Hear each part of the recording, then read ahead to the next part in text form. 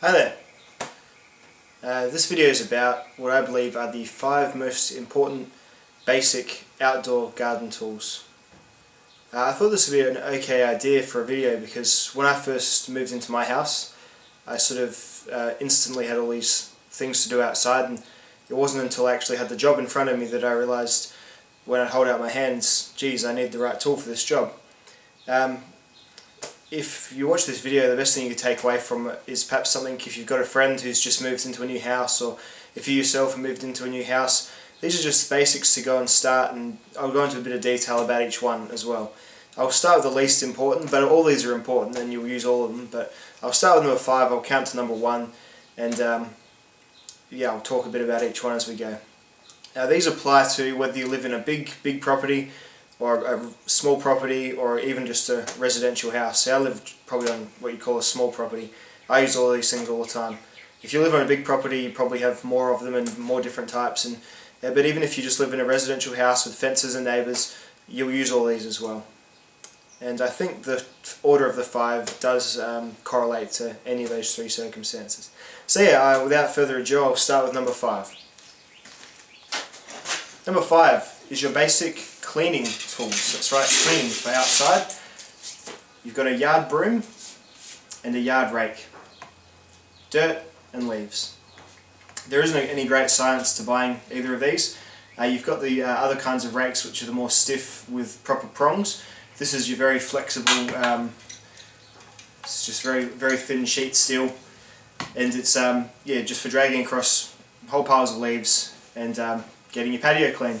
And the broom will be the second step in that process, and without these you'd have to either get a leaf blower, which is a powered tool, which is a bit of a pain to set up just for incidental use, and you'll find yourself using these all the time, and if you didn't have them then your house would get overrun with dust. So quite an important tool.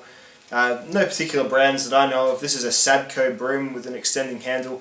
With brooms the wider the better, so you have to do less passes, and with these rakes these really are, there is not much difference between spending $10 on one and spending $50 on one that I've noticed. They also have these quite thin handles. It's best if it has a screw for taking it apart rather than a rivet, because that way you can rehandle it, and I'm all for rehandling your tools.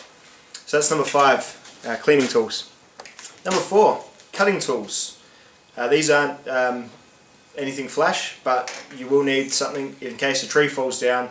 Unless you're happy to fork out for a chainsaw as one of your first buys, you're going to need something to cut up a fallen tree with, or to limb trees that are growing and you want to shape. So if you've got a tree that's growing from infancy, you will need to take branches off it from time to time. They'll get sick, and you want to shape the tree so it gets a nice canopy rather than a big bushy appearance. So for that you'll need a bow saw.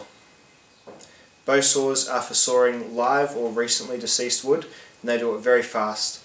I've done a full review on this Bahco bow saw and it's excellent. Avoid the temptation when sawing just to use a common carpenter's saw.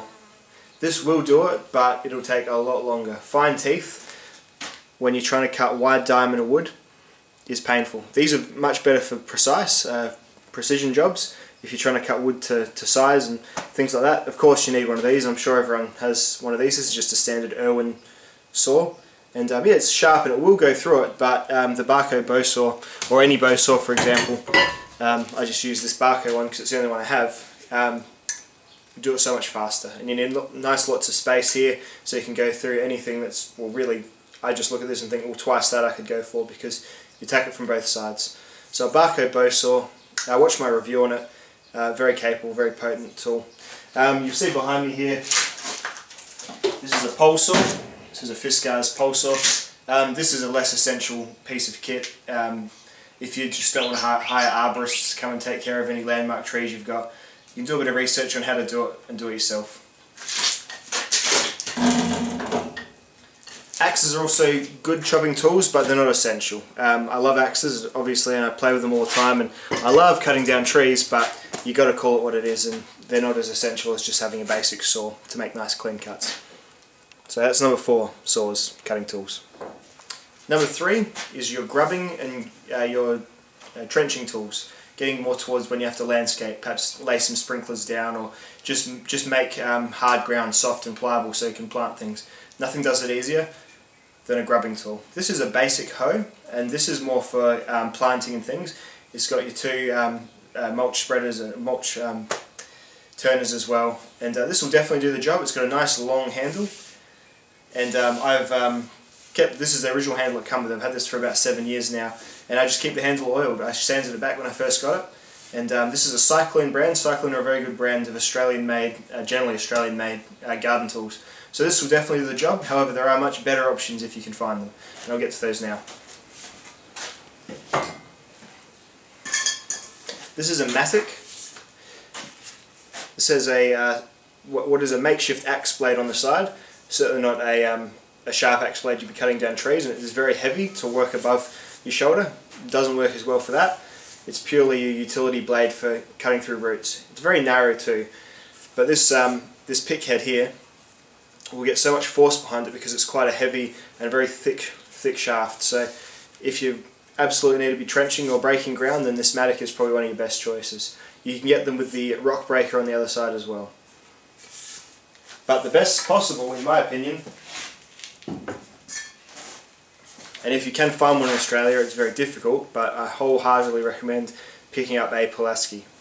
This is a Valley brand Pulaski. It came painted, but I stripped off the paint because I like my nice silver tools. This one's quite sharp. It's got a working edge on the axe, and it's also got a very potent grubber as well. So this will definitely do all of your channeling tasks. If you want to make a hole that goes somewhere, you can have things get in your way. This will dig the hole and move the rocks, and this will cut the roots. Not a problem. So that's the third, grubbing and landscaping tools. Second, probably saw this coming. This is a shovel. A spade, in fact. This one is a spade because if you think of your cards, you've got the spade shape. Now if you only need one shovel, or if you only want to buy one shovel, get a spade.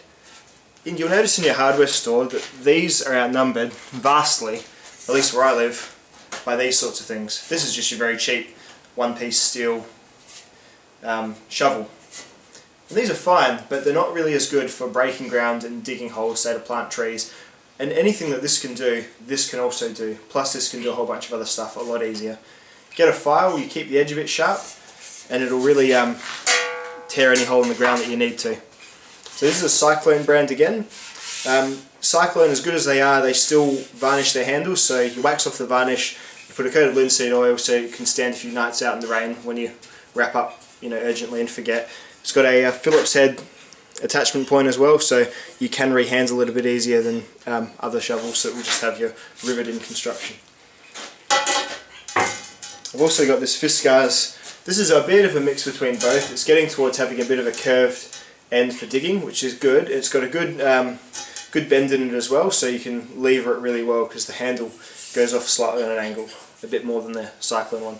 Not a bad not a bad compromise, but I'd still go with your proper spade, as good as this Fiskars is. So that's number 2, shovels, digging tools. You probably would have had one already, but there you go. Let's move to number 1. There's no mucky with it. Number 1 is the wheelbarrow. All 4 of those tools that I've spoken of so far, they will result in a pile of something being discharged on the ground. The only way to move that pile of something, whether it's leaves or dirt or rocks, or a big pile of bark, is with a wheelbarrow.